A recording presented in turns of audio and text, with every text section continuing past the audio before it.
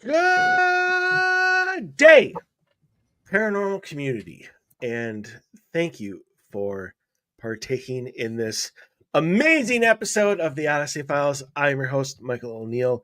With me, in spirit, apparently, is my co-host, Mr. David Soring. Good. There you are. Good morning, Dave. Good morning. How's everybody doing? This morning, I'm getting a little bit of a rough start, as you can see. So I was going to say it sounds like your words are haggard coming out. yeah, I'm a little tired today. I been a little bit of a roller coaster here for the last couple weeks. Yes, indeed. I can't get my background to come up, so I'll fart with it later. That's all right. I like the door. It's good. the door, and the off-white flat paint. Yep, that's all right. It's a nice ambiance for today's show. Nicely done. Yeah, thanks. But okay, I don't want to chit chat anymore with you because we have we have too much to go over for the next 2 hours, and you and I both know we won't get to hardly any of it. That's right. Just like always. But very excited. Dave and I have been looking forward to having this guest on for a very long time, and can't wait to dig right into it. So, even though he needs no introduction, we're still going to give him one because it's more than deserving. He is an author, a lecturer, a paranormal investigator, and I forgot, in like all of my writings, researcher. That's very important in our conversation. Ladies and gentlemen, please welcome back to the show, Mr. Barry Fitzgerald. There we go. Gentlemen, thank you very much for that beautiful intro. My pleasure. And you know, I almost screwed it up because I went to hit join and it didn't actually click on you. And I'm like, it's going to look bad if I hit, here he is, and then he's like not there. At the greatest moment of my success, I'm deleted. That would definitely be peak career for me right there. There you go. David, good to see you as well. Thank you, Barry. It's great to see you as well, my friend. Thank you. Hope you're doing good. All well's here. Good. So, Dave, I was telling Barry about this question before the show of the one thing that you definitely wanted to ask him about, and I figured that we would just start with the whole screw business. I was going to say whether he's a rich man now with all of his scrap metal. I got to figure it's been a couple of years, Barry, and the way it was raining screws and nails and bolts and washers and nuts. And yeah. I figured if you were putting everything in 5-gallon buckets, when you went down to the scrap yard, you know, at 30 cents a pound, you're probably retired now. I have opened my own scrap yard. There you go. Scrapyard and hardware. Yeah, hardware store, exactly. Any size bolt, washer, screw, post, lug nut, anything you need, I have the size you need. Come on down. I have to say, it has not stopped. Really? And it's a pain in the backside because these are things that I do not use. They're being delivered from somewhere else. Now, I have no idea, you know, and I've spoken to locals and I said, you know, because we love wildlife around where we live. There's very little around us. You know, we would feed the wild birds, the blackbirds and things that got out the back garden. And so one of them had said that possibly it's the birds that's actually delivering this stuff as a thank you. And I said, well, I would appreciate a €50 note from time to time instead of a bloody screw into my tire. But other than that, yes, it's still happening. There's been a few things happening as of late. I was speaking to Michael before we went on air, flashing lights in the house and things like that, you know, electrical lights and things, but and strange noises. But That's because maybe it's stress, because I was telling Michael that I launched into a kitchen renovation. On hindsight, yeah, maybe I should have told the wife that I was going to, I was going to change the kitchen, so that may have caused some high stress issues, which may result in our lights and strange noises in the house, Yep. or it's the other things that I'm looking into, and I would go more so with the other things, because I can feel myself being pulled in another direction now. In a similar direction to the path you were on before, or are we going like in a totally new space here? No, it's a similar one. You see, recently I was writing a story, and it was called Return to Iron Mountain. And Iron Mountain is around 25 minutes to half an hour from me. And this location has been known for a long time to be connected with the old gods, the Tuatha De Danann, who arrived here around 1500 BC. And they became godlike. In fact, they became interchangeable with fairy lore, which should never really have happened. But anyhow, you've got Lug, who was an aspect of a solar deity and things like that. So all of this mixed up, but they landed on this mountaintop, and in the old manuscripts, it was known as they landed in their lofty ships. And I'm thinking, well, ships tend to sail on water; they don't tend to fly through the air. And so, what is this high strangeness that they speak of? And and also, I have on file witnesses who have witnessed not just the appearance of one or two people, which I've experienced as well, on the side of a mountain. No, hundreds of people have appeared and then suddenly just vanish. And also on this mountain, there was this young lad. He was asked by his parents 40, 50 years ago to go and get a particular liquid battery, and it was because there was an old man that lived on the mountain who charged the liquid batteries. This was to power people's radios, because at that time the only, there were no TVs or anything in Ireland, and the only thing that we had were radios. So this old guy went around, collected the radios, and then the kids went out, collected the batteries off them after they were charged. But on the way back, he said that the battery was screaming like mad. He said he's never heard that before. And he told his parents, and just before he went into the house, it stopped. And that particular night, the mother was working in the back kitchen, and she looked up onto the mountain, and the mountain was littered with a multitude of lights, these fairy lights, if you like, that traversed the mountain, all different colors.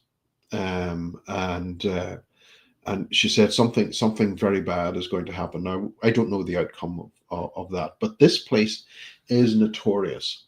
And I said to myself, well, there has to be something here. Our ancients must have recognized this as well. There has to be something here. So I went out in my usual Sherlock Holmes outfit and pipe and all, and went looking for it. And sure enough, nestled in among the rocks is this very unusual altar, hidden away near the top of this particular mountain, in between two crevices. And the orientation is wrong. It's orientated wrong, because Christian orientation is usually east-west.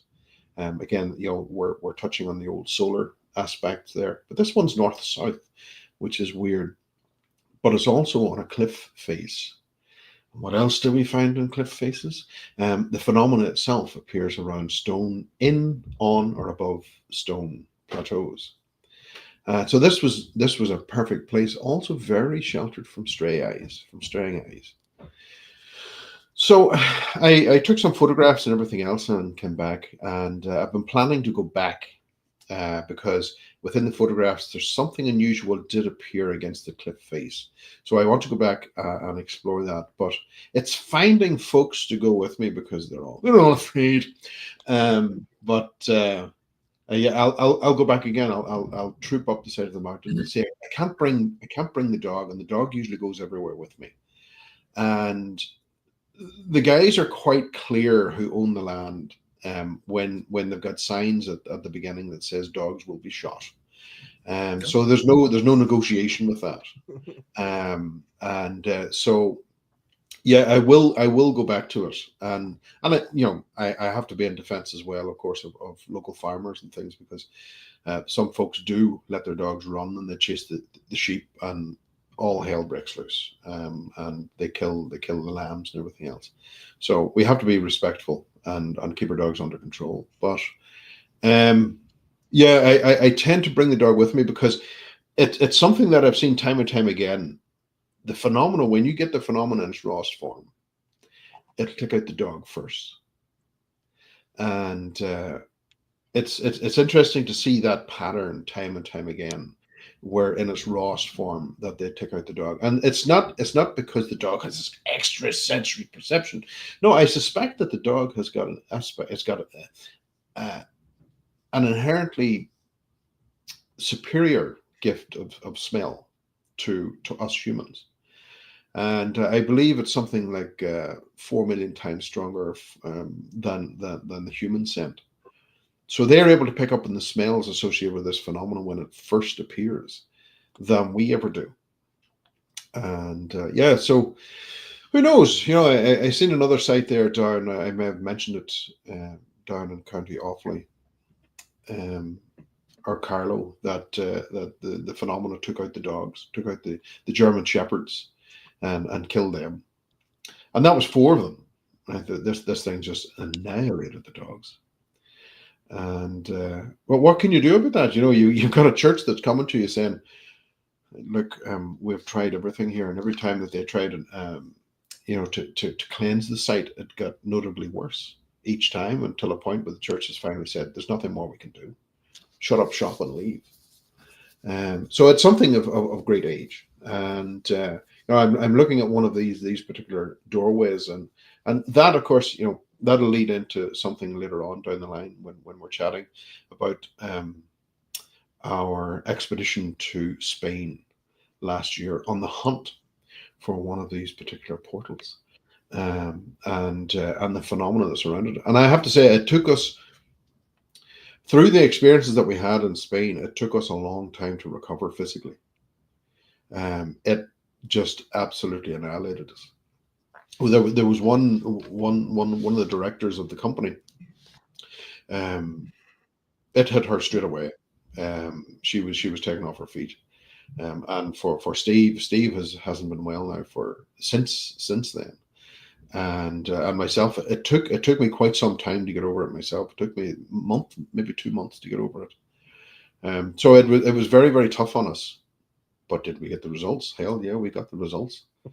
That's something that we're going to be presenting in May in the UK at our own conference. And I have never, ever seen the results of this anywhere else. I've often heard tell them, oh, there's a portal there, and the portal is going somewhere. Well, where exactly? Where is it going? Those are the questions that as investigators we're going to be asking. If I step through that, if I can step through it, or is there any way of sending a signal through it? Where's that going to? Well, what if we did find out? So that's all I can say on that particular portal on this particular interview, I'm afraid, lads. But the experiences that we had were phenomenal in the Pyrenees. Well, there goes the question of, did you find out where the portal went? That's obviously a non-answer right now. So I got a quick question, and I don't think it's going to take us off this path. Dave, you had a question about what he was just. Yeah. Mine definitely won't take us off the path. So the entities backtracking here, when you said that they had witnessed hundreds of entities kind of on the Mm. side of this mountain, Mhm. are we talking like humanoid type of entities? Human. Are we okay? Human. So just human Yeah. beings, and then they just were there, and then they were just gone. Was there, suddenly appeared on the road, and then gone. Like in a pilgrimage, Wasn't maybe. I wasn't mean, why wasn't am it I wasn't a thinking case of pilgrimage? it wasn't a case of that there was a puff of smoke or something like that. Right, They were right. there. There were witness crossing the road, and then they were gone. But that's a large group of people, obviously, as you know, Yeah. to even be a residual type of haunting. Yeah. I don't think. I mean, outside maybe Gettysburg, here in the States, I don't know that I've ever heard of like hundreds of people in a Well, you see, residual type of thing. there was If it was residual, maybe it wasn't residual. I mean, I don't know. there was a case of this particular place being used for secret Catholicism, because at the time there were laws against practicing Christianity and things like that. Okay. So you have that going on, but when we cross-reference this and start going back into the paperwork, we find other areas around that that were also being used, cave systems, for instance, that are being used for, and in fact, up until living memory, these places were being used and are noted within the archaeological records. So that's all great, except this one on the mountain. This one on the mountain does not make it into the archaeological records. Why? Why is this one different? So that has a great curiosity on me, and I will I will eventually get into the car and go and return and take all the photographs and all the tests and everything that I need. But the weather has not been favorable here, so we're waiting for that and everything else. So, yeah, so it is quite possible. It may have been residual, but if we're looking at a site that was being used for secret worship to God, 100 people is going to be noticed. Especially if you're looking at a countryside 100 years ago, you're going to notice 100 people, and that's hardly going to be secret anymore. So yeah, it is a great oddity as to why so many were seen. I've only experienced 2 at one time. So to have that experience of 100, it just blows my mind. So I have a quick question, and then I have my main question based off that. Do you happen to know like what time duration these people were seen? Like how long were they seen for before they disappeared? It was I'm led to believe it was sunset, and they were seen for probably around 35, 40 seconds. That's a long time. Yeah, That is a long time. Yeah. All right, so here's my main thing, or my main question. And I guess this is a two-parter because it can be specific to this event, and then your opinion in about the theory in general. Because it's something that we have never talked about, surprisingly. But what is your take in this instance and in general of like dimensional shifting? Like our dimension, our universe interacts with other quantum realities, and then when they overlap, we're able to see and interact with each other. But then as they continue to move, they're gone because they're no longer overlapping. Do you think that's a case that could be here and or just in general? I think quantum realities are a really beautiful theory, but we don't tend to see a lot of evidence for quantum universes, quantum realities, and even if there were, I know that there's theories out there. There's another one of me, or there's another 100 of me, or another 200 of me, and all these different galaxies. The chances of me being here, when you look at how many people had to come together in my lineage for me to be here, It is absolutely phenomenal. And for that pattern to mimic itself on another dimension is exceptionally rare. Never mind another dimension after that, another dimension after that. If it has to be the case where I'm going to be duplicated in every universe, well then that means there's no freedom. There's no alteration, because all of those choices had to be made for me to be here. So what's the point of other alternative universes if we're all going to be doing the same thing? I would definitely see a problem there in that. But never mind the fact of as well. There's the possibility here. Well, if it does, say a doorway did open, and I've been in a situation where a doorway is opened, and we did see trees which belong to a land that's not of our land. There were massive trees that were there. But did we go through it? Hell no. Because who's to say if we go through that, is our atoms going to stay together? Are they going to hold tech in this other reality, in this other universe? We just don't know. We have no idea what could happen. Yeah. So it'd be very, very careless just to suddenly jump through it. I'm not saying that it can't happen. As I say, it's a beautiful theory, but we need more people on the ground to start looking at this, and start interacting with it. And to do that, we have to look at the phenomenon. We have to really start pulling it apart. So that's what I would say to that in regards to multiple universes. What do you think of a time shift? Or like time shifts? Yeah, I've interviewed people, especially around Nottingham in England. It's a very unusual one. I've spoke to many people there that have had these experiences. They've been in their back kitchen, and all of a sudden they hear the horse and cart going by their back window, and they look out and they see it. I know another guy who was on the street in Nottingham, and he just turned the corner, and all of a sudden, bang! He was in another century. He was back in the Victorian era. And what was interesting is that there was two people who were looking at him strangely as they walked past. So they were able to see him as well. Yeah.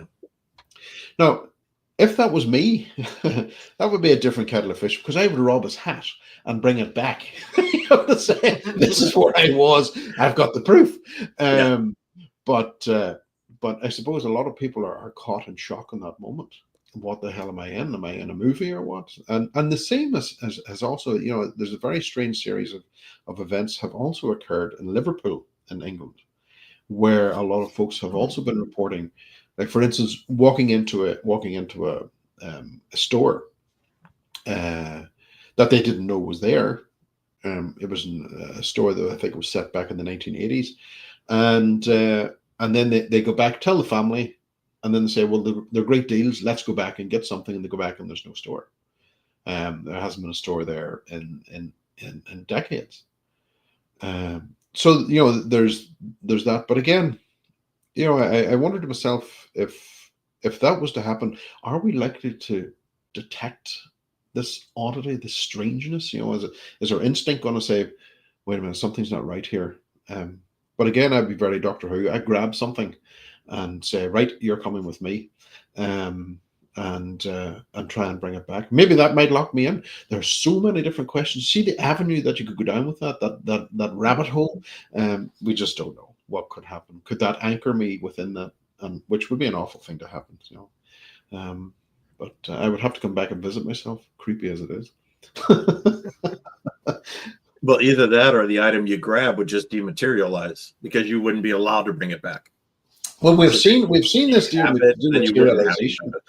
Yeah, we've seen this dematerialization before occur in the likes of the Skull experiments in the UK, where newspapers were coming through, and the newspapers were printed from the 1940s. So it was during the Nazi Blitz, and St. Peter's was bombed, and there was smoke rising over St. Paul's, not St. Peter's, and the headlines and everything else was there. Now they got the print and the paper analyzed, And it turns out that that style of paper is not used anymore in a newspaper. It was very period of the time. And also the ink was also from that time period. Mhm. But the problem arose in that the paper and the ink quickly degraded. And they put it into a sealed glass, a sealed unit, and it just fell into absolute dust in a very, very short time. And this was happening, multiple things that were coming through that were being presented, that after a period of time, it was gone. It failed to exist. That makes total sense to me, though, with it's not supposed to be in our time frame. Yeah. It's not supposed to be here. So therefore, whoever controls that isn't going to allow it to be here. Yeah. You know, so it's the fact that they got to experience it, that certain individuals got to experience it and test it and scientifically take a look at it is phenomenal. But it does not surprise me one bit that the actual material just basically disappeared and went back to where it was supposed to be. Yeah. That makes sense to me. So, yeah. Okay, I'm going to go all Star Trek on you guys. So prepare. So do you think maybe, and Dave, you can throw your opinion here as well, but do you think maybe the reason for that, scientifically speaking, is that perhaps like our universe has its own quantum signature, our own energy level, our own energy vibration, and when something comes in that doesn't meet that or doesn't match it, that's why it disintegrates. It loses its cohesion because it's not in its. Yeah. Well, doesn't that bring us back to what we were talking about with wormholes there? You know, the very fact that if you step through, what would happen? Are we suddenly going to age and match? And are we going to turn into a heap of bones and dust once we step through it and come out the other side, go ta-da, boom, and that's it. It's over for us. If it's a different time period, what happens if we go back in time? You know, what would happen then? Who knows? Again, well, you're going to freak the hell out of somebody at the other end of the portal if we pop out, and all of a sudden we're like, "Hey, I can't believe it!" And then you just vaporize into a pile of dust. The person who notices that is going to be like, "Holy shit, I'm leaving." Don't go near that. Whatever the hell that was, you're not going to know. You know. Because I wouldn't go there. I'd be like, okay, I don't know what the hell that was, but that was interesting, and I would be moving on my way. Yeah. Has anyone got a map? A little shop vac. Yeah, shop them up. Do we know, and also this goes to the whole, you know, what would happen if you step through it? I mean, do we know that it's a two-way door, or is it a one-way trip? Like, if you went through the door, would you be able to just turn around and walk right back through it? Or can you see through it, but they can? You just kind of step through thin air, and then there's no door on the other side. Come back to me after May. I'll be able to answer that. I was like, this is where you fly a drone. Like, let's see if you know, that flies that through it. Yeah. Ah, Barry, you're killing me. Can you just see though, right? That let's just say that you have the opportunity to go to a portal like that, and it's a stable portal. So let's I'm going to throw the word stable in there just to kind of to set parameters on what I'm talking about here. So you've got a stable portal. You are curious as to now, as curious as I would be, and my curiosity never ends. It's like a child's. I highly doubt that I would walk through it. I mean, I highly doubt that I would, but I would be interested to the point of let's try to figure something out. So in my mind, I'm kind of thinking, what if we took, you know, a section of rope and tied a cell phone to it with only one phone number programmed, and that's our phone number, like my personal phone number, and then let it go to the other side. And then wait for and just wait and see if the phone rings. It's quite possible, you know, that signals could travel. That's quite possible. Who knows? Right, it's energy. right? Energy supposedly never ceases to exist. So that if is you're, very true, David. whether it's telephone energy or not, I mean, it's still energy. It's running on a battery. It's quite possible that signals could go both ways, and that is quite possible. Yeah, I hope I didn't screw that up for you, man. Michael, you get where I'm coming from, don't you, Michael? I'm looking at the expression on your face as you're talking about this, and I know that you know the answer by the glee that I see. I saw it in his eye too. Yeah, and I don't know why I even asked that question, but something behind me, the kind of the entities that are curious that are behind me, the ones that I never get to meet but always have questions for me. That just popped into my head, and I'm like, well, I don't know. That kind of makes sense to me, right? What if it seems like a safe approach as an experiment type of thing. It seems to be like a safe thing. It's quite possible. I know that there were tests being carried out by NASA there just beyond Earth, and they had noticed that there were these doorways that were opening between the sun and us, and they were able to record these. So that's been interesting using the satellite technology, that they were able to see these things that open and close, and periodically. So there's definitely something going on out in space, but I never got too much more detail from those particular experiments that they were doing. But I'm very intrigued about the ones here on our planet. How do they work? Where do they go? Who operates them? How do they operate? And who wants to keep it quiet? I got to tell you, I am really interested to see when you go back to Iron Mountain, if that altar is there, even if it's even there anymore. Oh, David, I have see whenever you get me back again. May will be gone, and the presentation will have been done. I will have something to share with you. Okay. Which again is something I have never ever seen before. Okay. We're clearing our schedule. We will have you on the summer to follow up. We'll make room. Don't worry. I hate waiting. It's like somebody putting up their Christmas tree and putting out their presents at Halloween, and be like, you can't touch these until Christmas. That should be a federal sin. It should, and so is what you're doing to us, Barry. Okay, so.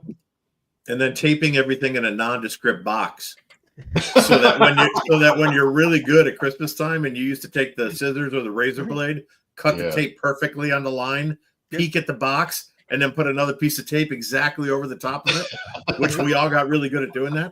Yes, this would be a moment when it was just nothing but brown cardboard boxes with no descriptions whatsoever. Yeah. I was one of those kids that found the bicycles in the attic when the parents were out. Hey, come on to see what I found.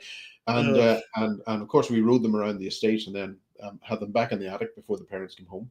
That's hilarious. My mom just stopped bringing presents home because I'd find them no matter what. But so we haven't gotten into any sort of, in any of the times that you've been on, at least I don't think so. And Dave, you can correct me if I'm wrong.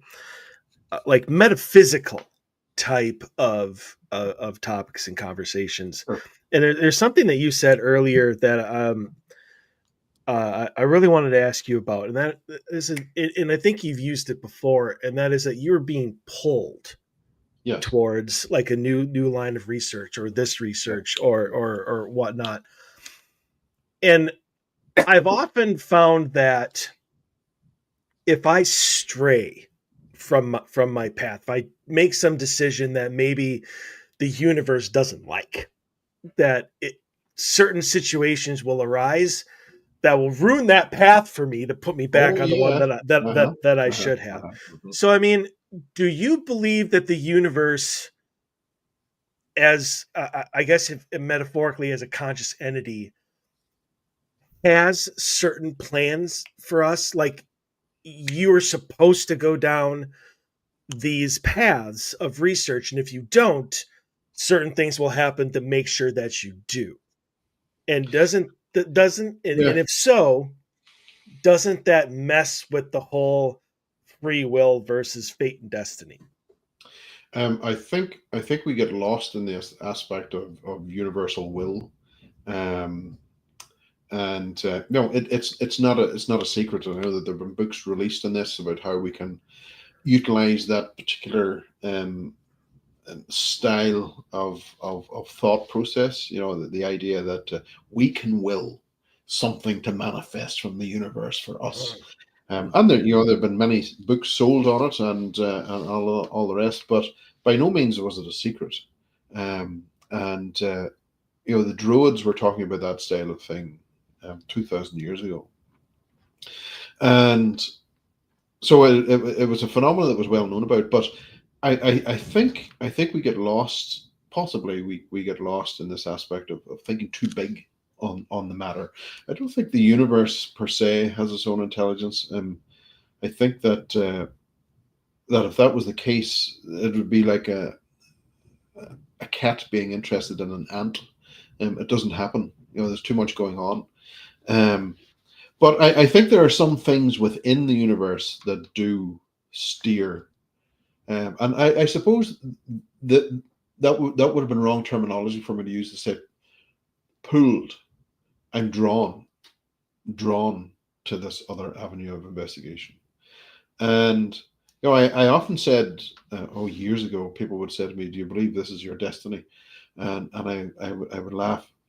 I would say, "I'm the backseat passenger in the car of destiny being driven by someone else."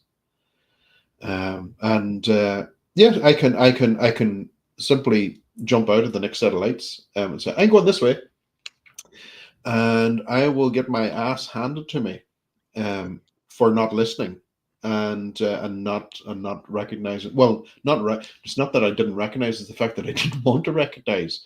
No, I'm determined. I'm going this way, and then I'm handed my ass um, down that particular path, and Right. you eventually end up coming Back in back the car. to the world, yeah, back into where you should be. Right. So I definitely see that happens more often than not to me, and we see it even with relationships and things. Yeah, people have friends that come into their lives and leave again, and sometimes there are little signals that we should be watching for, and these signals would indicate, okay, it's time to move on. It's okay to go, but people are people. We like to hang on, and sooner or later, if we do not follow the signals and recognize the signals, it will end up in catastrophe, and there'll be a big fallout, and then it's a terrible fracture, and we're forced onto the path that we should have been on, and so there are those little signals that I think that we need to watch for, that we need to readdress, and I think it makes life much smoother when we do that. And it's okay, it's okay to explore other avenues and everything else, but at the same time, if it's not for you, um, those are things that do not last. We have to be flexible, especially within this line of investigation. I find that if we stay still in the same investigative troop that we're in, it can become stagnant, and we just end up going around in circles. We start talking about books that have come out before us 100 years ago, and we're talking about work that's based on someone else's work, that's based on someone else's work. So we're not gaining anything. We need to as a species, I think we need to progress, and we also need to challenge, what is being produced within our societies. That's something that we shouldn't be taking at face value. We need to question, and we need to be, connecting back into ourselves again to say, is this right? Does this feel good to me? What some politician standing somewhere tells me that this is the way the world is, not necessarily, and because there's a lot of that going on. Yeah, there is. Yeah, there is. Well, I think that's the whole point of us having what I refer to as my spidey senses. Yes. Right? Is that if I ever have a question as far as, let's just say, whether I believe somebody or believe a theory, or if I should be in a certain situation. Yep.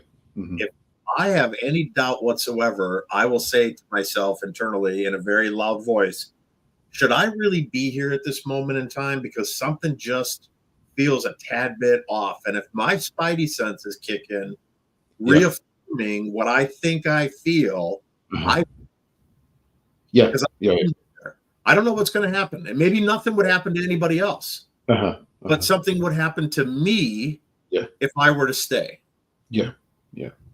And so that's something. That's something I would definitely identify with. Like I've experienced that as well, and even as you say, nothing may happen to you then, or to the people 2 there days down the line, because it wasn't supposed to. Down the line. And there could be a backwash from that. It's something that I think that's exceptionally valuable to us. That spidey sense, as you call it, is very valuable. But as we talked about it last time, that spidey sense is being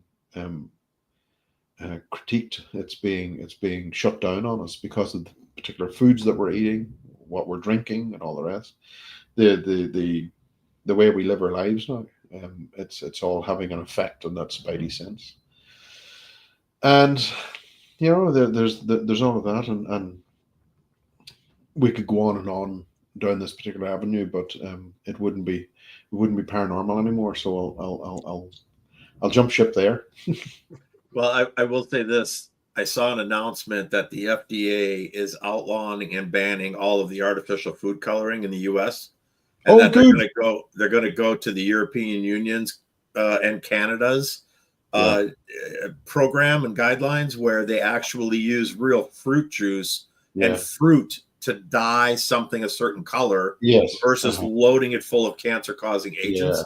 And I think that's a phenomenally huge step in the right path for America. Good. I see. I'm excited for that. Yeah, and and I think it's very important as well that we get out into the sun. And vitamin because D3. we spend too much time in modern society. We spend too much time indoors, and I think that has a problem, especially work and everything else. We're always indoors, and I see now that the UK now are sending up. I'm led to believe, I haven't looked into it in too much detail, but the UK have decided that they're going to be spraying and dimming the sun. They're released in the press in the next several weeks, I believe. And I thought to myself, who did they ask my permission? Would I like this? No. Did they ask your permission? I guarantee you they did not. But look at that's a conspiracy theory that has been going around for quite some time, and now they're doing it in front of our face. Are they going to throw like a giant pair of polarized glasses over Ireland, or what? Are they? Is that the? No, like, they're spraying. Sort of like shield. They're spraying in jets, and well, they've been doing that shit in the U.S. for years, even though they said they haven't been, but they've manipulated and screwed up the weather patterns here for decades. Yeah, but anyway, as I say, that's not paranormal. So no, well, right. But what comes from it could be. Well, what's behind it, maybe.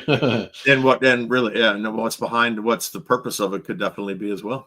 Yeah. And maybe it's going to bring in something that we don't want. Maybe the atmosphere is going to change and it's going to. That's already here. So let's reel it in, gentlemen. We're going down a rabbit hole. Yeah. All right. Yeah. That's why you're here, buddy. I know. I'm the safety. Reel it in. Yep. Okay, so Barry, I can't believe that I'm going to ask this question. Okay.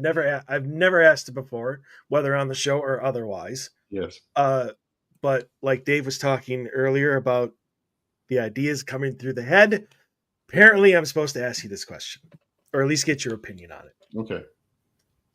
And it stems from what you were talking about just a couple seconds ago, about being stagnant. And about how we need to evolve and move on and come up with different avenues. So do, do you believe, and I know the answer to this, but so give me your opinion on it because I know you believe it. There's the whole phrasing of, yeah, can we do this? Yes, but should we? Yes. People have been asking about Jurassic Park all the time. Yeah. Can we bring back the dinosaurs? Probably. I mean, we just brought back the dire wolf, Mm-hmm. but Well, a should version of it. Yeah. a version of it, yeah. Right. But should we? Probably not. Um, when it comes to the paranormal, and this has nothing to do with religion or anything, it's just in general. But we have the phrase, obviously, "Don't peek behind the curtain," which has no paranormal aspect to it whatsoever. But that's what we call the thing between this Yes. realm and the other side. It's the curtain. Should we? Because you're doing all of this new research, which involves portals and doorways, and do you? Can we, obviously, based on your your reaction to what happened up on the mountain, uh, but all the things that we are doing now, and we're trying to make the paranormal not para anymore. Yes. We're trying to make it scientific. Should we? Should we be poking the bear as much as we are? I think yes. I think there are people out there that need to be headlining this. They need to be delving into that and finding out, okay, what is going on here. If we were all to do it, we would be in a complete disaster because we all have different opinions on what the paranormal is, where the paranormal originates, how it presents itself. So all of that would create this tsunami of different avenues which would swallow us as investigators. So quietly, people do need to work underneath the radar, and they do need to go to these particular areas, and they need to run their tests, and they need to have their experiences and understand what it is and how it's interacting with us. What is it doing with us biologically, and what are the patterns that we see with these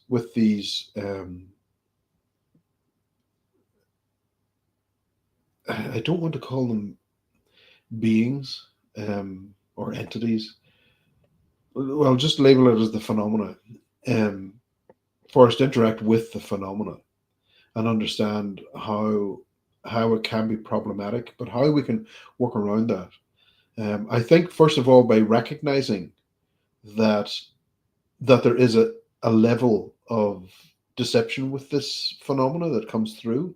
When we work through that and we can identify those particular patterns, then we can isolate that and see what we have left, and see where that's guiding us. I've had good interaction, but I've equally had bad interaction. Mm-hmm. So it's a case of finding out what's what. Recently I was in a place where there was a worship being carried out, and it was Catholicism, and there were nuns that were doing their thing. Now they've since disbanded decades ago, but the orientation wasn't right. Everything was off, and whenever we started prying, there were aspects of an ancient Babylonian goddess was brought forward, and said, "Wait a minute." And when that tied in, then we just started discovering this is where it's leading us to. Um, Now, I'm not saying that they openly were worshiping this. They weren't. This is something that's changed its appearance over the eons of time, um, and it gets very, very complicated very, very quickly. So, do we need everybody to do it? No, absolutely not. Absolutely not, because it would end up chaotic. But I think yes, it needs to be done. The phenomenon needs to be examined. It needs to be exposed in certain areas. It needs to be exposed. Because if we don't, especially nowadays, if we don't critique it, it's going to end up in another reset, and humanity doesn't fare well with resets. Mm-mm. So, and I can guarantee you, as sure as, excuse my English, as sure as there's a hole in a duck's ass, what's going on now, you will find behind all the curtains, you will find the phenomena at the back of it. And we need to be careful, because we're being driven to a reset, and we have to throw the anchors out, and we have to say, wait a minute. We have to identify it, and by identifying it, that in itself is terrifying for the phenomena. It's amazing how quickly it backs off. So I just got to ask before we move any further here. So while we're right on this exactly your statement here, are you suggesting that if we tear back all the curtains, the phenomena that gets exposed is the same phenomena behind multiple curtains? Yes. Okay. It's the same source. I just wanted to make sure that I heard you right. And that's the same source. Yeah. Okay. All right. And I'm not going down the road of demonic and all the rest. Again, that's another. I'm not going there either. I just wanted to clarify. Yeah. That with multiple curtains being pulled back, that the phenomena is the same phenomena. Source. Yeah. Okay. Yeah. Okay. So then I'm going to backtrack with a question, and I'm going to share my opinion first. I have thought about this for a long time, and there are times when I feel like I'm right, and that that I'm grasping what I need to grasp, type of thing, as an investigator and a human being. And then there's times when something will confuse the hell out of me, and I'll second guess myself. Yeah. Do you think that when we have the experiences of both gaining insight into the phenomena and then being punished for gaining insight into the phenomena, that it is the exact same phenomena, just treating us differently? Or do you think that it's phenomena A that wants to talk to me, David, and Barry doesn't want to talk to Mike because Mike never gets talking to? Or, and then when we get punished, that it's phenomena B that said, yeah, you spoke to my brother A, but he shouldn't have spoke to you. And so I'm closing the door, like as the big brother coming in and saying, you shouldn't even be here. You got lucky to slip through my younger brother, but I'm closing this door now in your face. Uh-huh. What's your take on that? If we realized what the phenomena was, we would absolutely go ballistic. We could easily target it. We could go after it. Hence why it needs to remain elusive. Okay. Because humanity is exceptionally dangerous when it's afraid. Oh, yeah. So that's why we've got so much bells and whistles, because it needs to hide from us. Okay. Now, in regards to, we have to understand that within this phenomena, there are positive encounters and there are negative encounters, which you're referring to. Yep. But what we have to remember, it's different faces of the same coin. Okay. Okay. It's the same thing. Right. Okay. So right back. That's kind of what I thought you had implied. I just wanted to clear that up, because I've been confused by that at times when I feel like I'm gaining ground, and then all of a sudden I get shut down. And I'm like, how in the hell am I getting shut down at this point when I'm right on the cusp of where I was invited to be? So many researchers have been in that particular point. In fact, I know of many high-end scientific teams who have been there and have been working with the phenomena and have been getting great information. And then all of a sudden, when they press it on one detail, it's all stopped. Yeah. The phenomena stops because it can't deliver. And if anyone in the team becomes suspicious of what they're dealing with, it'll stop. You have to accept it 100%. Do not believe anything else. You follow me 100%. That's what it wants. That's a big ask. That's a big ask, especially That's a big ask. Human. Yeah. Especially to us. Yeah. But I have to say, lately, remember this BS with the motherships that were coming into orbit in March, and people were going out of their way, and they were saying the Federation, the Galactic Federation, have been in communication with me. There is an example of someone who believes 100%. And what happened to them? They were led down the garden path. And what happened to the motherships? Nothing. There was no appearance whatsoever, and they had disappeared. The people who presented the message disappeared behind their paywalls. Right. So we have got a huge amount of the population who believe, who want to believe. Right. The problem is that is our problem. For me, David, it's about, can we reach the phenomena, and can we come to some agreement that for us to understand it, that we have to ask questions. We have to be able to be in a position where we can ask questions for clarity. Right. So that we can find out, okay, now there's an element of trust being developed here. Right. But 9 times out of 10, it does not want that. Its fruit is in, or the value of its fruit is delivered in time. What it tells you should stand up to the test of time. And usually what tends to happen is that you find discrepancies being delivered along the way. And then eventually on what it told you at the beginning is flipped completely by the time you get to the end. In other words, you were being played.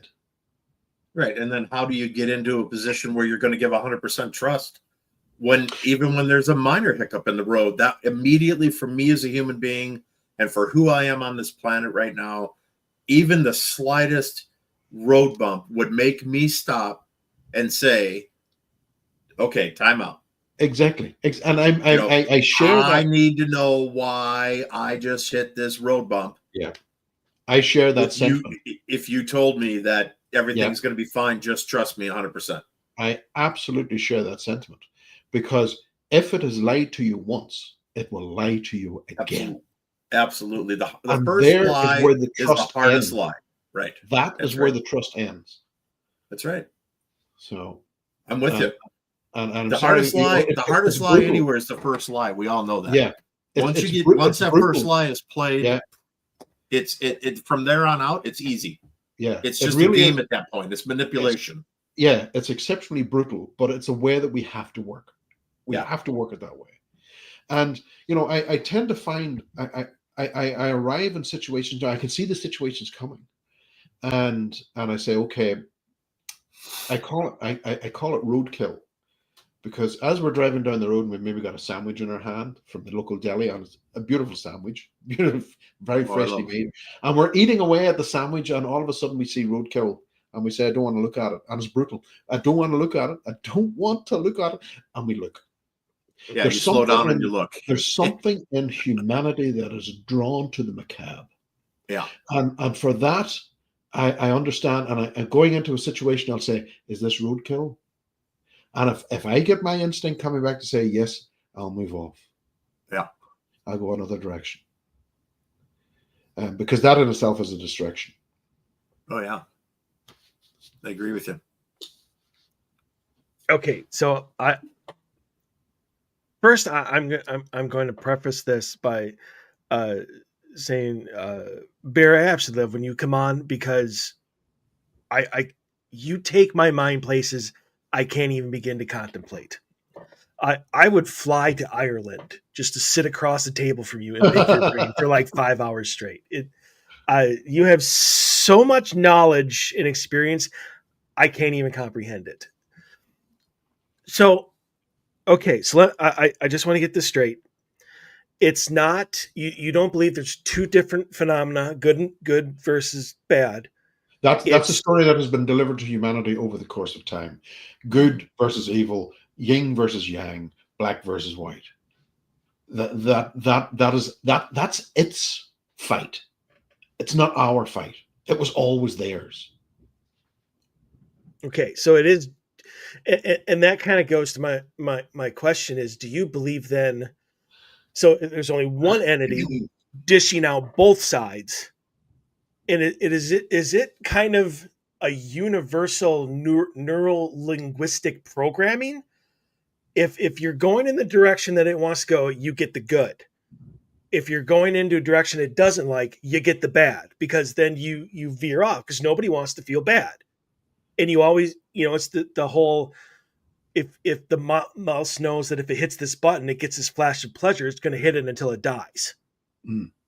Because that's the only thing that matters to it. I mean, is that kind of what this whole phenomenon is trying to do? It's just well, we often seen this as well back in the practice of particular earlier religions, where the deity commanded complete obedience. Mm-hmm. To deviate from that got you cast into the wilderness. There is the phenomenon. So even in its early days, it's always been there. And I think I know that you're talking about the deviances on if I take this direction or if I take that direction, and I'm rewarded if I go that direction or that direction. What I found personally, from what I've found, the moment that I stop following and I go, wait a minute, that's whenever the phenomena stops. I could be left for years before I would have an event. I remember one of the encounters that I had out in the desert in California.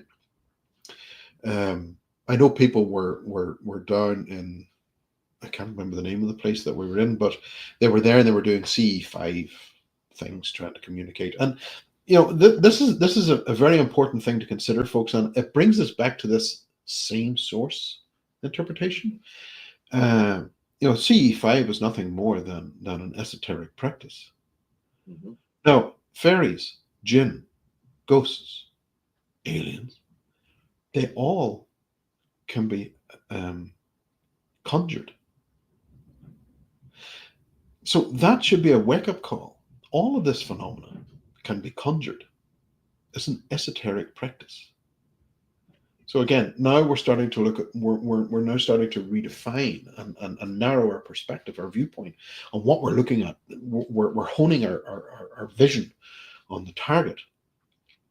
The same goes for the likes of, and I shouldn't stray too far because I have to come back to your question. The same also goes for the use of iron, which we've talked about before.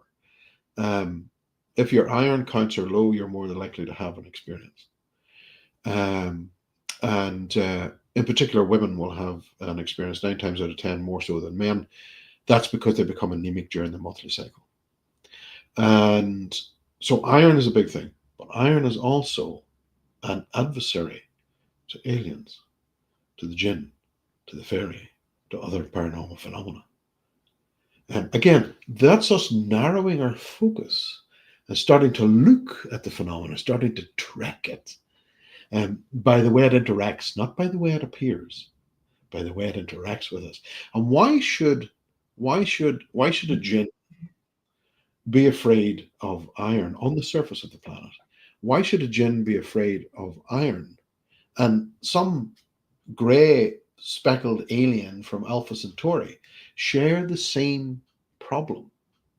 Like, the chances of that is exceptionally rare. And then we look at the fairies and we look at the other connections as well, the old gods. We say, okay, we're looking at the same phenomena here, just a different mask.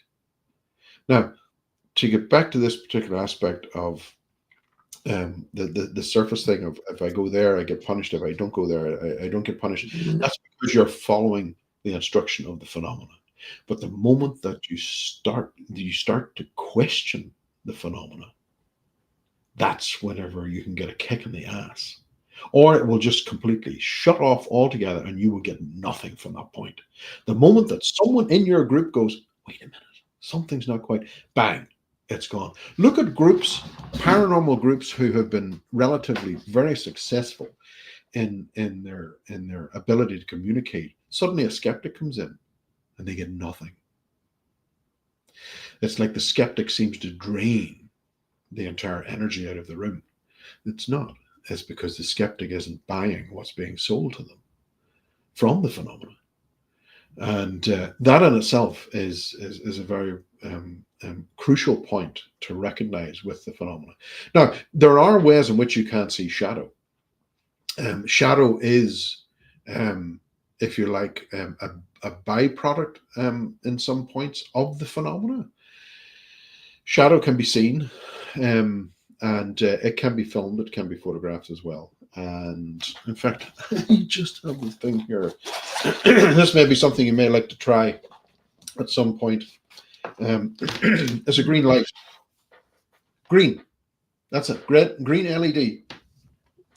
You place the green LED out of eyesight around 3 feet from the wall, from the opposing wall of where you are, or if you're in a corridor, you can do the same. And you run it in darkness, and you stand to the opposite wall, and in between the light and you, not against the wall, the shadow will appear between you and the light source. That's when you'll see it. Because our eyes are designed very, very differently. We see movement quicker in green light than we do in any other light spectrum. So that has been an exceptionally advantageous tool for me to use out in the field. And I've seen the results of that many times.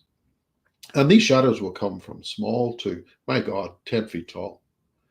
And so it's definitely advantageous for us. But again, the moment that you start questioning what's being delivered to you, that's whenever you should, and the phenomena backs off. That in itself exposes the phenomena for what it truly was. Because if it does not like a few questions for clarity, then really that's telling you all you need to know. It's a liar. Yeah. It's a manipulator. Yeah. It's just seeing how many people it can get to blindly follow it. That's what it needs. It needs Right. the following. It needs Right. people to believe in it. All right. So I'm going to jump back here a second just because you just intrigued the hell out of me with the green light thing. So Dave, I'm already on Amazon looking up how much it costs. Yeah, I'm sure you are. I'm not buying one. I'm intrigued as hell by the concept of it. So I understand conceptually, I understand what you're saying with seeing shadow and the way our eyes are designed. Mm-hmm. And I know you've done some absolutely phenomenal photographic work in the past. And that was really where I first ever learned about you as a person was through your spirit photography and stuff.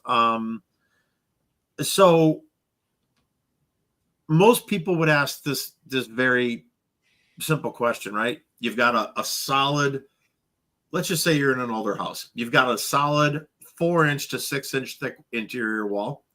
You've got a green LED strip light 3 feet from the wall in the daughter's bedroom, and you are standing in the parents' bedroom, which shares a common wall.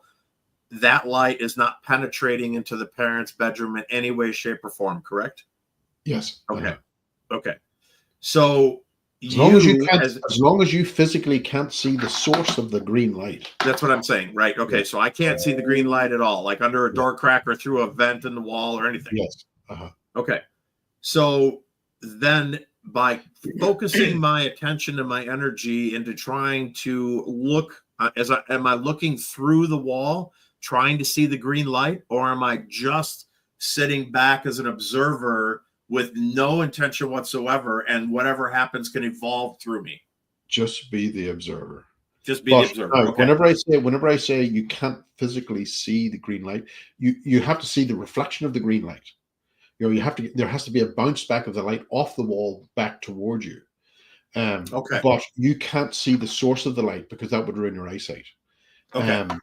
And within that space, what you're looking for will manifest between the actual footing of the light and where you are. It's not appearing on the wall. It's appearing in the space between you and the light. So freestanding. Yes. Which is extremely rare. Because most times when we see shadow as it looks like it's on the wall. Yeah. To see shadow as a freestanding form is, I mean, I've seen it, and it stops you in your tracks most of the time. Yeah. Okay, so I got that now. So that's extremely interesting to me. That's definitely on 2025's bucket list to try. What is your take on, and I don't know if we talked about this last time or not, to be honest, but I'm going to ask it again because I don't remember if we did. What's your take on the use of black light as far as, when I first heard about using black light, it was more of it works as an energy source and allows entities or shadows or whatever, okay, allows them to absorb that spectrum of the light source and use it as an energy feeder in order to be able to materialize and for us to be able to interact and to see them. Is that true, or is there something else to black light that is happening, but but it's something different than what I kind of understood it as we're going back probably 8-10 years ago when I first started using black light. So it's been a long time that I've been, at least a decade, that I've been using black light. If we use black light, we have to, again, let's recognize the phenomena that we're looking for. Yep. As two sides of the same coin. Yep. When we use black light, and I'm going to split the phenomena into two aspects that I normally don't like doing, but I'm going to split it into for easy understanding. One side of the coin is going to be negative. The other side of the coin is going to be positive. Now, I do not mean that from a spiritual perspective. I mean that from physics. Positive charge, negative charge. Okay? Mm-hmm. When you use black light, the phenomena that you were interacting with that were coming from the negative charge are dissipated immediately by the black light. So the phenomena will retract back. It will stop immediately. Okay. However, if you use infrared light, it will also put an end and a stop to the positive charge. So what the trick is to devise a camera that can film within the low light situations without disturbing the light situations.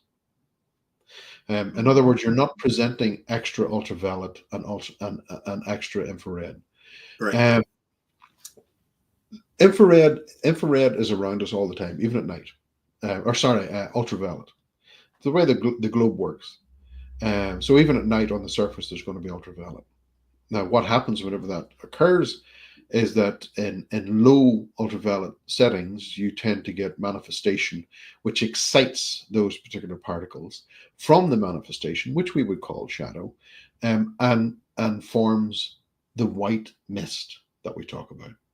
Okay. Now, again, with the likes of castles and things like that, there have been romanticized stories that, oh, it's a lady in white. That's bullshit. Oops. That's BS. Because we don't actually know what it actually is manifested, because at that early stage, we don't know. We don't know what form it's going to take. We just see a column of mist, white mist that's glowing in the dark, and it moves. However, infrared, we learned earlier on that infrared reacts with that positive setting almost like acid would to our skin. So we have to dial back those light settings. I use cameras which are low light, and they don't produce any light whatsoever. They just enhance the light spectrum that's already there, and they've been very, very effective. If you want to create a safe room, a room where people are in a house, for instance, that are being heavily plagued, put in an ultraviolet light. That will work. They will not manifest in that ultraviolet light. From the negative aspect, they will not manifest in that. They hate that. And but that is not a long-term solution. That's just for one night to get some peace and quiet, to get some sleep, because that will have long-term effects on the people's health. So the issue, the of course, the foundation of that particular troubling situation that you find yourself in has to be dealt with. And yeah, so that's what I see with ultraviolet. Now, ultraviolet in combination with iron, boy, oh boy, oh boy, that's powerful. And is one of the things why we see such a huge success with iron, because the iron with ultraviolet creates what's it called? Oh, I forget. You'll have to pardon me. Um, it's almost like rust. I forget what it's oxidization. There we go. The ultraviolet and iron creates oxidization, which can break down the bonds that the shadow forms with, and they are absolutely petrified of that. So and that's one of the reasons why they also wait for the person to be low on iron before they'll make their appearance, the unsightly beings, whether they be little grey aliens or whatever the case may be. And that's another point I should also add, that a lot of folks, they believe that they're being taken out physically. They're not being taken out physically. They're not going out through the window. They're not going out through the ceiling. That in itself is something which has been planted. That's an illusion, if you like, and the terrifying aspects of that illusion can manifest in the waking time, just the very same way that stigmata would. Stigmata, a lot of believers believed wholeheartedly that they possessed the wounds of Christ in the palms of their hands, until we discovered that stigma. Well, people who were nailed on the cross were actually nailed through the wrist, and then stigmata moved. Yep. So the human mind is very, very powerful. But when you've got such an event that occurs in the middle of the night that is so powerful, so and so fear projected, that that can trigger, the wounds that they perceive to happen can manifest into the physical, and so that could be problematic. So my mind's going two ways. One, I want to share something I've never shared on the show before, but I'm not sure if I'm going to. And then secondly, way to set that one up, Dave.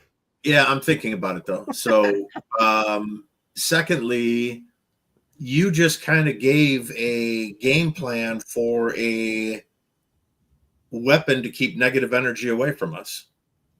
So if we could take and create some sort of air propulsion, oxidized metal dispersion system, you literally could chase something out of the room just like that. Only if it manifests. If it doesn't manifest, that will not work. It wouldn't be affected by that? No, it has to manifest first.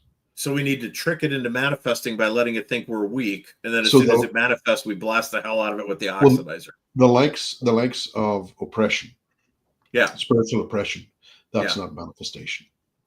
That's a pre-manifestation event, and that's the one that can trouble us the most. Our thoughts, and many times they're not our thoughts, can be problematic. And people will ask me, well, why does something attach to me? There are 100-to-1 reasons as to why. But the trick of oppression is to spot it the moment it happens. Mm-hmm. Because the moment that you spot it, you can deal with it. But the longer it goes along, it can create a symbiotic relationship, which over the course of time becomes impossible for the likes of me to break.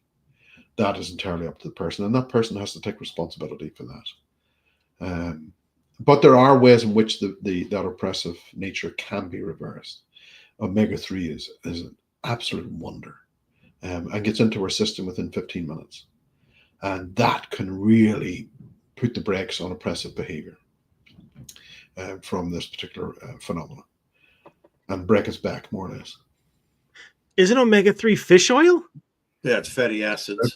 Yeah, it's fatty acids. Yeah. And so if somebody is going through some sort of oppression, if you believe so, you could give them fish oil tablets and see if there's a change. Within 15 minutes, it's into the system. It prevents the release of the stress hormone. Now, bear in mind that you cannot have omega-6 and omega-3 together because omega-6 will always win. And omega-6 causes stress. So when you look at, in particular, the American diet, eat a lot of corn, a lot of corn-fed chicken, corn within the bread and everything else. And you can see this rise in aggression peak up, especially, and when with oppression, you can also see this movement to move people away from healthy diets into unhealthy diets. And you can see this, the rise of aggression and diet goes hand in hand. I can't believe I owe Cena another apology. Oh, damn it. No, I'm going to say something here. Before we move on, I have to say, yeah, David, yeah, what is it you're going to tell us? Oh, yes. I'm intrigued. Oh, Christ. Yes. Oh. Don't be like Barry and give us, all right, line in the water and not tell us. All right. So I am not going to say that I was abducted by an alien because I was not. The phenomenon. Right. It was aliens, but it was aliens. But it was aliens. So, okay. So this legitimately happened. There was a witness to it post happening. Yep. I felt like I was being levitated out of my bed. And that when I got to a certain height, and my eyes were open, and the bedroom I was in had a pitched ceiling that was about 14 feet tall. Okay. And I didn't feel like I was going to be pulled necessarily through the ceiling or a window, but I was certainly being drawn upwards off of my bed. And when I got to a certain level, probably somewhere in the neighborhood of 3-4 feet above my bed, I said to myself, I grabbed control of the situation as best I could. And I said, this is not going to happen. Whatever is happening is going to stop right now. And I got this overwhelming spidey sense going that said, you don't have any control. And my response out loud was, F you. I'm in control of this situation. Yeah. And I reached up like this. And when I did, I grabbed onto a piece of wet modeling clay. Right. That is what it felt like a slimy piece of wet modeling clay. Yeah. About the size of a human baby, maybe a little bit bigger, maybe like a 1-year-old on a, no. Yeah, I don't know. 15 pounds of wet modeling clay, okay? Yeah. As soon as I grabbed onto it, I fell back down into bed, and I literally fell back into the bed from a height of 3 to 4 feet, made a humongous commotion, bounced off of the bed and landed on the floor, and you could see by the disarray of the room that I had literally bounced onto the bed. And the other person in the house came in the room and said, it sounded like a meteor just went through the roof. So interesting. Something happened. I know that I was suspended in midair. Yep. And I don't know exactly what I grabbed onto, but I'm telling you what, it was the most, I tried to not let go of that thing. I gave it a death grip. Yeah. And it dematerialized on me like the chicken shit that it was. Yeah. I wish it would have been, I wish it had the balls to stay. Yeah. But it didn't, because once it realized that I was willing to fight, it was out. There you go.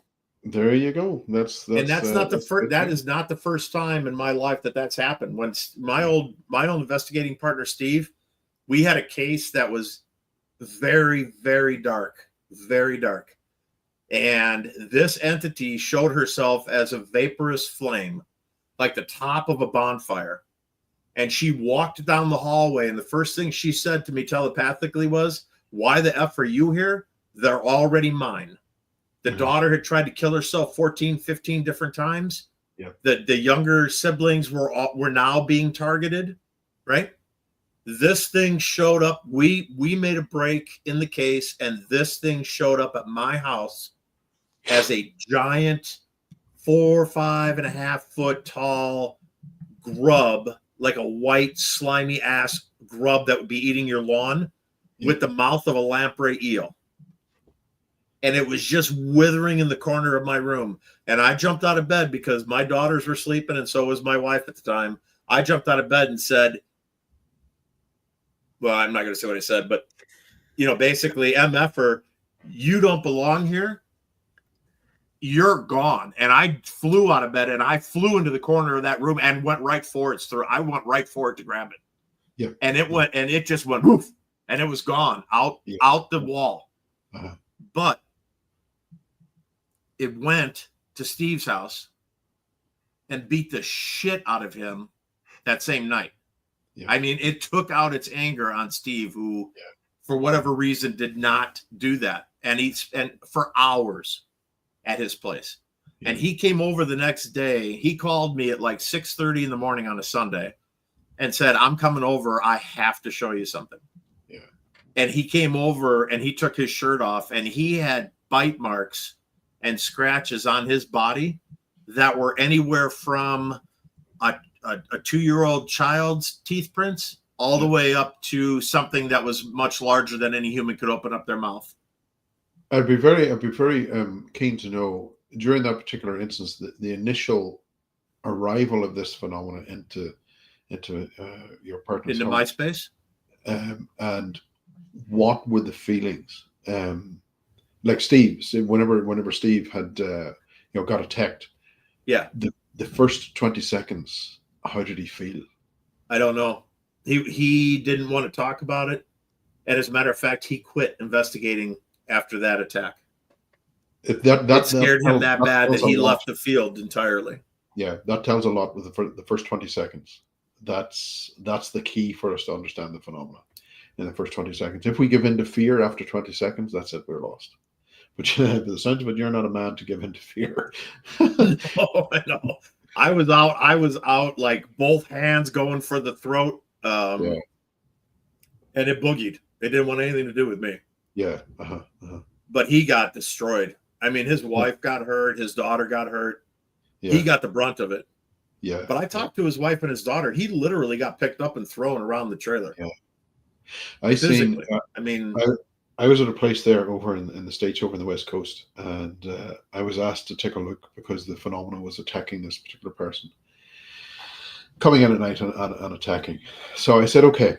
And I went in and created the safe room initially with the UV light. It tried its damnedest to get that light out, and it couldn't get near it. But it did manifest. And from the corner, just like you were saying, from the darkness, this thing stepped forward in the early hours of the morning. Now, I was in an apartment complex, and it was furious that I had prevented it from getting to this particular target. And I said, well, why are you here? And they said, they're all mine. Everyone in the apartment complex was moving in and moving out very quickly. No one's dead. No one communicated in the apartment complex that this thing was going through them all. Right.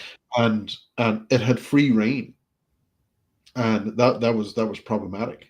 But again, there's nothing I could do about that. Because nobody else had asked me to go there. It was just this one person. And that's what was discovered. It was the entire apartment complex were suffering from this particular infestation, rather than just the one person. But that again is maybe a reflection on who we are, and as a society we've become very singular, and we close the door after work and we don't talk to anyone. And where 50 years ago everybody knew everyone else's business, and they always communicated, we don't do that anymore.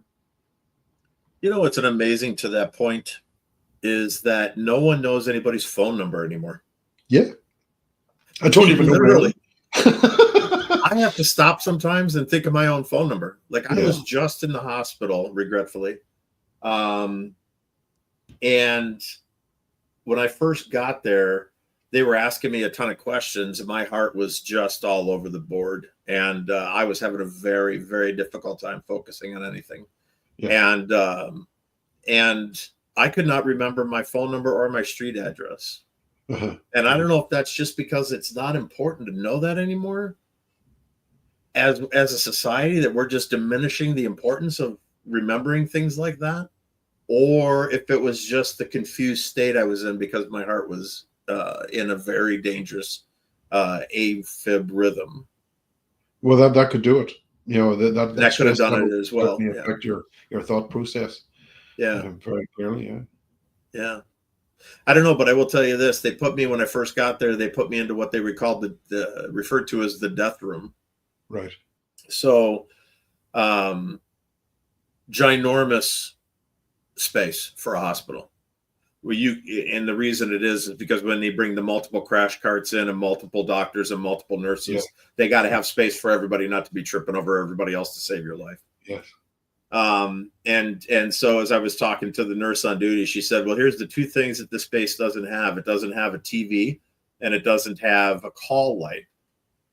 And I said, are you serious? I said, you're going to put me in a space where, like, in this gigantic room? I said, and there's like no big screen TV and no call light so I can get room service for food. And you're just going to close the drape and leave me in here? And she kind of looked at me kind of odd, you know? And she goes, well, this isn't that kind of room. This is the room usually where everybody crashes. And I said, you don't have to tell me that. They're all around me telling me that. Uh-huh. They're all here standing at my bedside, all of them. Yeah. I can't tell you how many there were, but the refrigerator door was opening and closing nonstop behind me, to my left, to my right, to my left, to my right, behind me, the foot of the bed. It didn't matter. Hundreds of visitors while I was in that room for about 4 hours before I got sent to and it didn't get my heart stable. They just wanted to get me the hell out of that room because I was in there talking to individuals and they were freaking out that I was having conversations and I was the only one in the room. Yeah. And I sent Mike a mail that I don't even remember sending it. And I'm like, dude, you need to get down here with your equipment. This is absolutely amazing. I said, there are more dead people in this space than I've ever seen in my life in one particular location. I said, this is amazing. Get your shit and come down here. Yeah, and he's like, where the hell are you? That was the first message I think that's the first message I sent you. Yeah. I didn't even know he was in the hospital. And he was sending me, you should be down here. And I'm like, wait, what?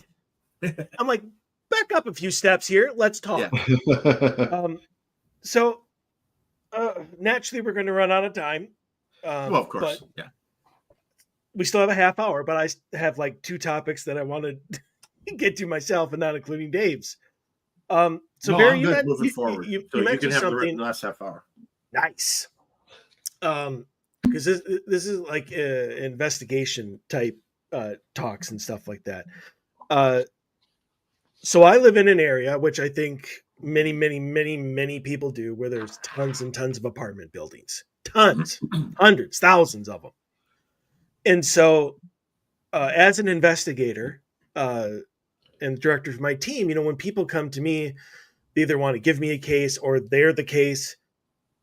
I'm always very weary when they're like, it's an apartment building. Because, like, I think that what you were just saying, there's so many outside interferences. You can never tell whether an EVP you're getting, it could be from another apartment. Are you in your apartment while the spirit's, you know, down in 1A? Yeah. Like, in your opinion, you know, just based on your experiences, is there any decent way to efficiently investigate an apartment building? I think you have to listen to the encounters that the people are having and look for patterns. And we also have to remember as well, not everything that goes bump in the night is a ghost. Not everything that flashes a light in the night sky is a UFO. In fact, it's very, very rare. But the places like prisons are a perfect example of how the phenomena can manifest through folks. Hospitals aren't one. But apartment complexes can be very troubling. because you also have a mixture of psychotic events that people are having issues within their own lives can have that can be misconstrued as phenomena. And then there's the phenomenon, and then there's the want for phenomena. There's also the aspect as well. If you've got someone like I'm aware, for instance, of an apartment complex in the US where experiments were being utilized in the ground floor to open a portal within the apartment complex, within this room. Never a good idea. Never in your home. But anyhow, this was going ahead. But no one thought to check the guy who lived on the second floor immediately up. He was having the phenomenon. So it's multi-layered. And it's the way that we break it down. We have to think outside the box. And certainly now I have the added gift of being dyslexic, but and we're noted for that out of the box thinking. But it's something that we have to do. We have to look for patterns and then think bigger than that. Okay, where else are we likely to see this? And I know that we tend to investigate one apartment because people don't want to be known, that they're having phenomena. But sometimes we do have to knock on a few other doors to say, is everything okay here? I'm investigating the apartment next door, blah, blah, blah, blah, blah. They can completely say, no, you're off your rocker. That's fine. That's no problem. But you need to see how far this goes. And that particular day for me, it certainly was a wake-up call to see that this phenomenon was going through the entire apartment complex. And why people, and I understood then why people were coming and going so quickly.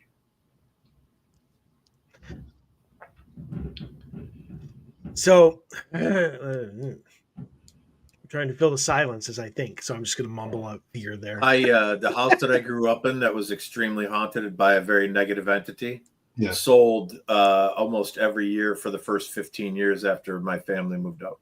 Yeah, that can happen. So I'll fill the silence there for you, Mike. Appreciate that.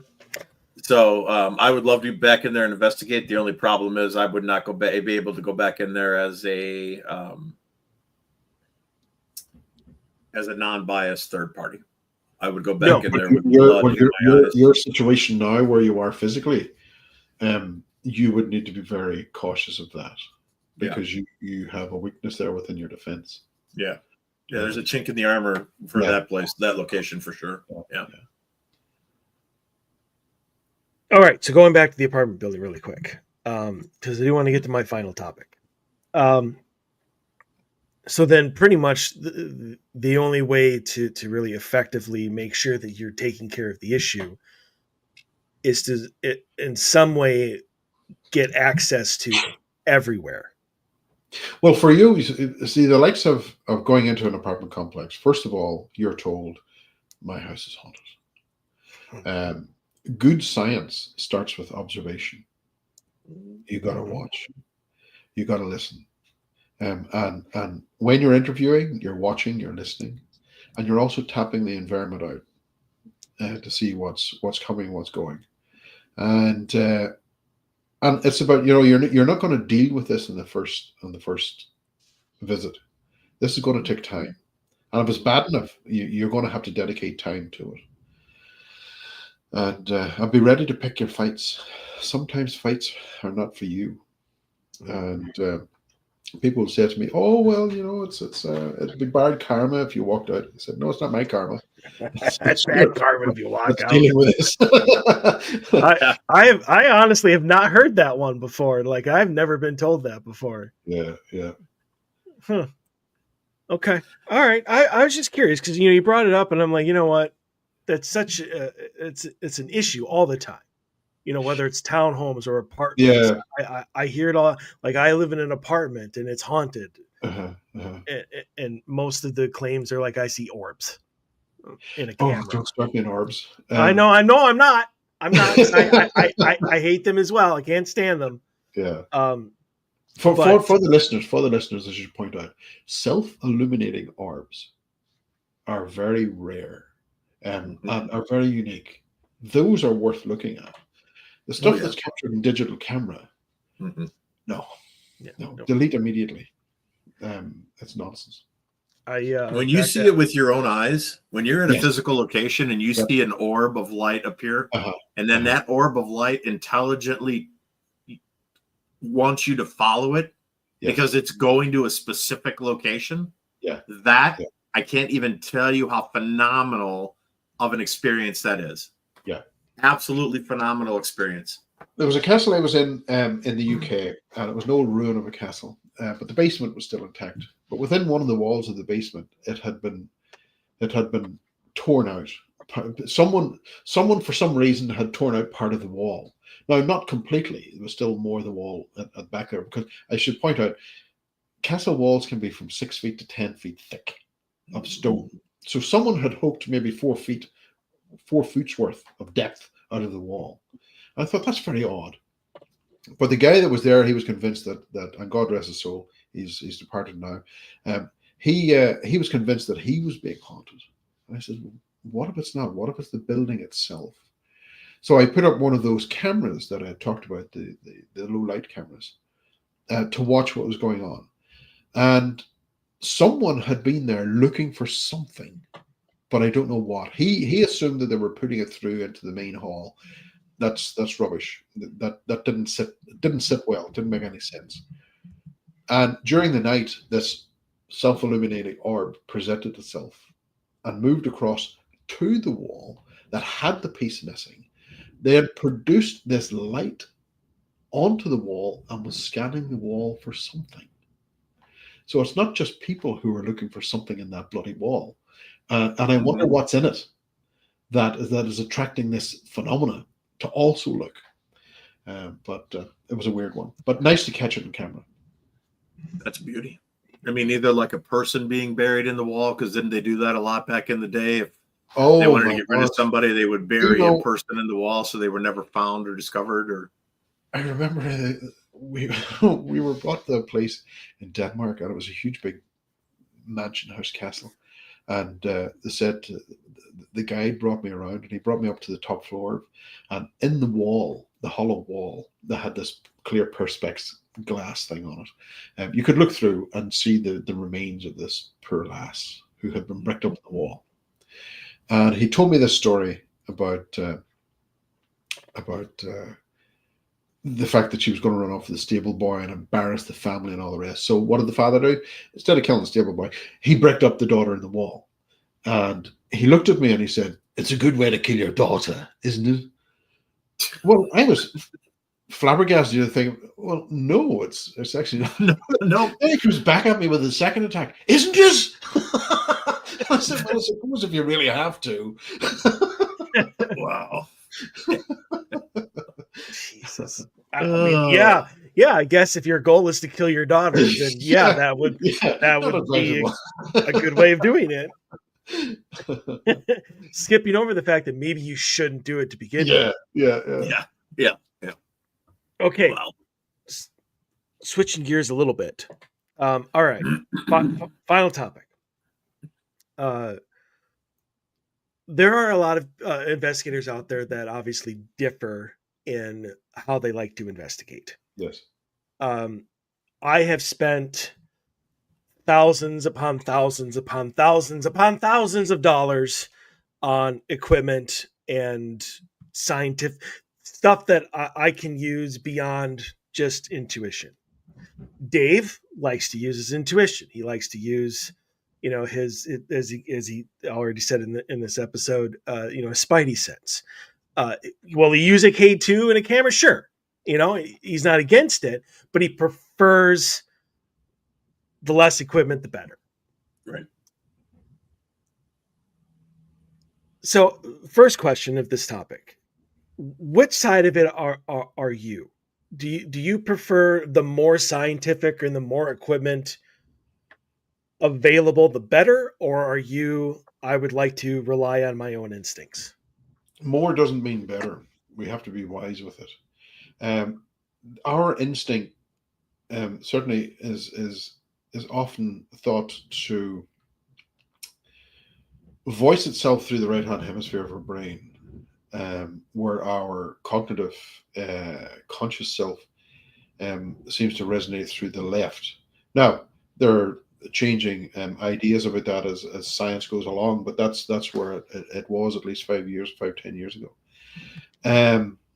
But it's interesting that technology nowadays, especially the stuff where we have in our cell phones, our apps, and all the rest, and all this other technology, where we're watching, we're problem solving with the conscious brain on the left. So we're constantly being locked into the conscious world, where we should really be listening to what's also coming through the right hand hemisphere. And we're not listening to that because we're being locked into the left. So less is better. I'm not saying a total disregard for equipment. Equipment is useful, providing you use particular types of equipment. Like we would use portable EEG machines. So we can see when that spidey sense activates. We can say, oh, there's the brain rhythm, the two brain rhythms that run together. Okay, that's activated. Now, I don't need to know that. I can be wearing it, but I don't need to know that. Someone else who's at the background can have that display running on their tablet. I don't need to know that. The moment I activate, I work, as probably David would do. The moment you activate, you get in and you do what you're doing. But this thing's so light in your head, and it's portable, it's wireless, that you can go and do your thing without interfering with what you're doing. But there are triggers there in which we can see, okay, he's entered that particular area, and it's working. So we've identified those, and the likes of voice boxes and things like that, I just have no time for, and the likes of flashy lights that activate with cell phones and walkie-talkies and all the rest. No, I have no time for it. What are we learning from that? All we're doing is repackaging this nonsense and selling it on for the next generation. And there's nothing to be learned. Is there anyone there? Beep. It's like talking to Captain Pike on Star Trek, the first one. Captain Pike, can you beep? That's as far as you're going to go, because everything else, every other question that we're asking, it makes no sense. To the reply, if you're going to get one flashy light or maybe two flashy lights, it means absolutely nothing. We need to understand the equipment and how it works and what's triggering it, more to the point. Now, don't get me wrong, I have seen equipment being manipulated. I've seen, there's this theory out there that the phenomena will draw power from our devices. And I've seen that. We've recorded that. In fact, we recorded the temperature drop as well at the same time. Everything worked together. There was EMF, there was the power drain, and there was also the temperature drop, all at the same time. That was a very, very rare thing to capture on camera. But we shouldn't lose sight of the fact as well. A lot of what we were using was DC. We produce a weak DC field. Well, why would the phenomena not take it from me instead of taking it from the bloody batteries? Because we produce enough that would power it. So there's all of that to consider as well. But I do like that spidey sense, as David calls it. I utilize that all the time. It has kept me safe more times than not. But at the same time, it cannot be let run amok, because that can lead you away, especially if you're untrained to the phenomena. It will lead you down a garden path. And again, we've already mentioned it, the Galactic Federation, with the arrival of their battleships, or whatever the hell they were called, motherships on planet Earth back in March. That was a complete PR disaster for our instinct. And really, that I would love to have grabbed those people and shook them violently and said, "Wake up, people! You've been lied to." And yet they go out and they're still peddling their nonsense from the Galactic Federation, even though they've been blatantly lied to on a global scale. Everyone now knows who they are, and yet they're still running business. They're still selling their snake oil. I got a quick. Can I jump in with a quick question? Yep. You mind, Mike? All right. Nope. So and it's sticking right with what we're talking about here, so we're not changing topics at all. There has been a big controversy forever, and I'm so glad you brought that up, Barry, with the DC current, with human beings giving off the energy. So there has been a big controversy, at least on our side of the pond, of being in an investigation and saying, go ahead and use my energy in order to manifest or appear or whatever. Does an entity need your permission, in your opinion, to utilize you as a battery to manifest itself or to gain the energy it needs to do something in the room? No, it does not. It does not at all. And if you were aware of just how much oppression or aspects of attachment there actually are in the world, you would understand that no, that question wouldn't stand. It leaks water like the Titanic. That kind of thought. I am of that same thought, so I was just kind of curious what you thought, because I have said that forever, and I've gotten criticized dozens and dozens and dozens of times. And I'm like, look, you don't understand. I'm just telling it that it can use it because it's going to use it anyway. You know, it's not like I'm giving it a special permission here. Those particular laws that were set up were given to us by them, by it. We were told, we can't take your energy unless you allow us. No, they can. That was something, that was a lie that they told. And a perfect example of that comes in the diary of Aleister Crowley, who was a prolific esoteric practitioner, notably as he liked to call himself, the Beast. He was and was associated with a lot of demonic activity and stuff like that. Whether he was or not is another thing.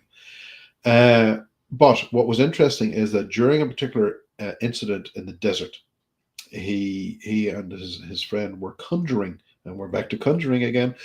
He was conjuring the phenomena. Now, he created, because of these ancient practices that were delivered to other practitioners who wrote it down and said, this is the way we summon the phenomena. And he drew it out perfectly. So he had this triangle that was drawn out, and the manifestation was to appear within the triangle, within the safety of the triangle. And of course, they were also within their own circle in which they were safe because they're in a circle. That it manifested all right, and it was absolutely furious that it should be summoned the way that it was. Stepped out of the triangle into his circle and beat the crap out of him. So those, again, that was a perfect example of how we have been fled. Those things were set up, and the information for those were given to us by the phenomena. So those are things that we need to understand and to differentiate what is right and what is wrong. And to do that, we need people to work under the radar, to go to these places and do what needs to be done. I just want to point out, just really quick, Dave, that yes, whenever, I don't like it when people say you can use my energy, not because I feel they're giving permission, because I'm assuming they're going to use it whether they want to or not. I don't like the invitation to use it. I don't see that as a permission. I see that as an invitation. And that's, I guess, where my line is. I don't like you to invite somebody to use it. Well, that's a very dangerous path to go down. It could be very careless to go down that particular path of, I'm inviting you in. Like the old vampires of old, won't you invite them in? I've used it. I'm not going to hide from the fact that I've used it, because I have used it, but it's not my opening line. No. So I'll just put, I'm also going to throw a little bit of parameters around it. So it's not like I walk into a situation with, hey, everybody who wants to be a vampiric entity, a parasite, whatever, come on over and attach to me and drain me dry. And that's not what happens, people. There have been times when I have used it, but it has been in situations where I'm not leaving without an answer or a direction, because there's a family with kids in harm's way. And I'm not walking out of that damn house without some sort of direction. Yeah.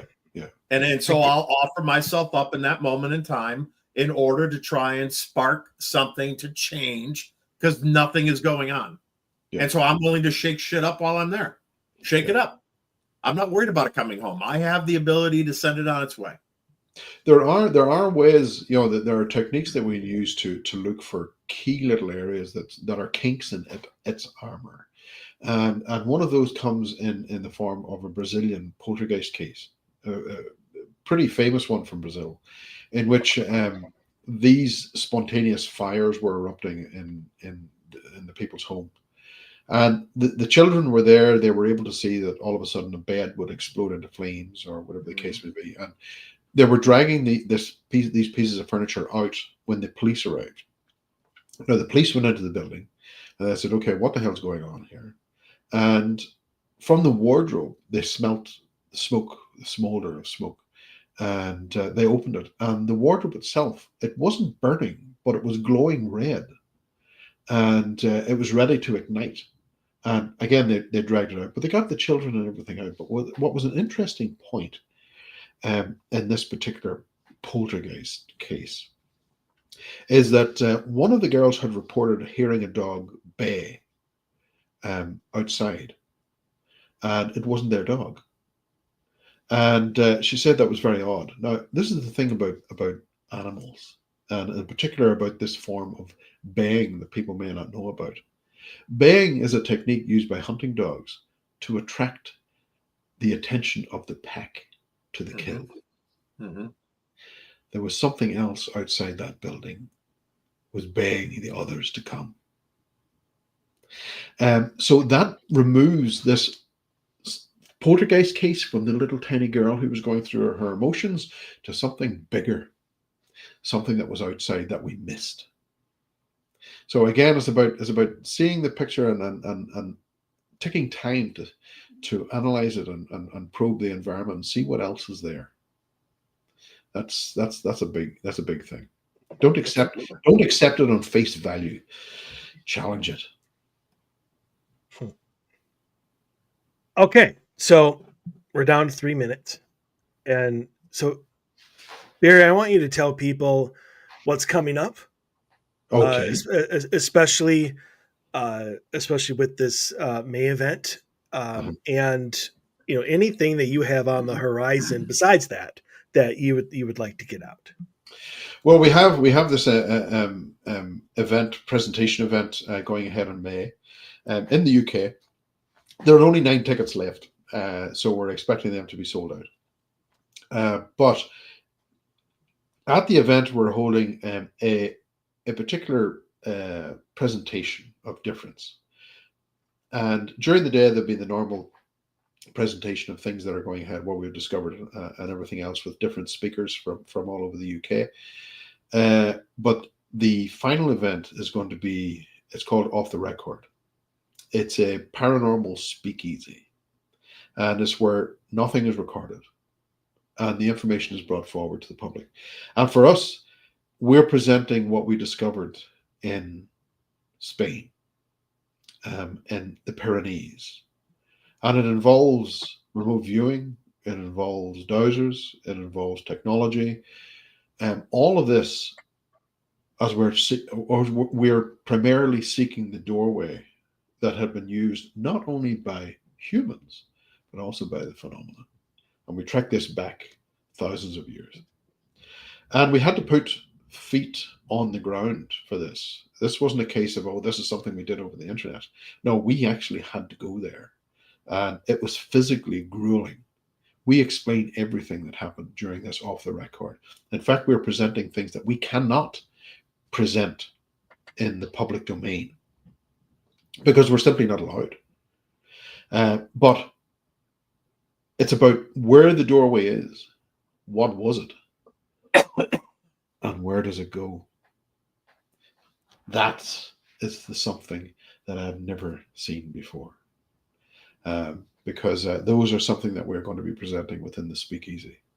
And for that, obviously, it speaks for itself that people want to know. We've got 9 tickets left. And the people want to know and see what's happening on the cusp of that wave. What are we discovering? And it's not a case of, well, it's what I say. No, we've actually got the proof.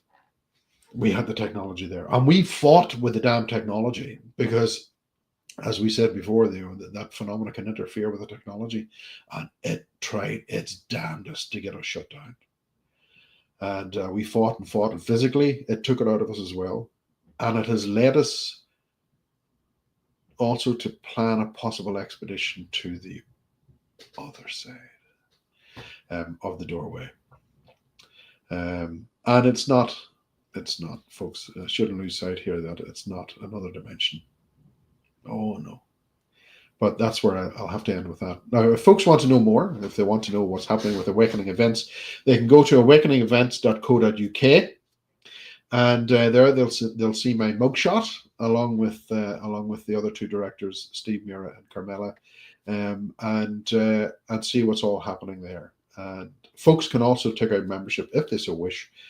We also publish one of the world's biggest multilingual paranormal magazines, which is free and is sent to your inbox every month, and you can sign up there as well for that. And there's membership there that folks can take out. It's only $7.99 for the year. It's nothing big. We don't want to be robbing anybody, but for that you get the access to the back issues. There's also this wonderfully detailed UFO course that we have that folks can get 2 sample segments out of which there are 25, and also they get 48-hour notice of expeditions coming up, other events that are being held ahead of the general public, so you're in the know for 2 days before everyone else gets to the know. So all that for $7.89. It's cheap as chips. And so that's what we're doing, and we're looking at developing more expeditions. These expeditions are not easy, folks. Do not underestimate these expeditions. These are physically enduring, because we got to go to these places, and you can't drive a car to them. You have to walk, and you got to carry your own pack, and it's tough, but my God, is it rewarding. Well, on that note, Barry, once again, thank you as always for making time to join Dave and I. And I expect you back here the Sunday following your event. Yeah. To me too. I was just going to say I'm in that. That's a 2-to-1 vote. So clear your schedule, sir. I will try and pencil you in. Appreciate that. You started it, my friend. Yeah. You're like you said you have something to share with us. Yeah. That's right. So I'm already looking forward to the next time you're coming on before this show's even over. What's the phrase? I miss you already. There you go. All right. Well, Dave and I will be back next week with another brand new episode. Until then, stay healthy, stay safe. We want to see you back here, everyone. Take care.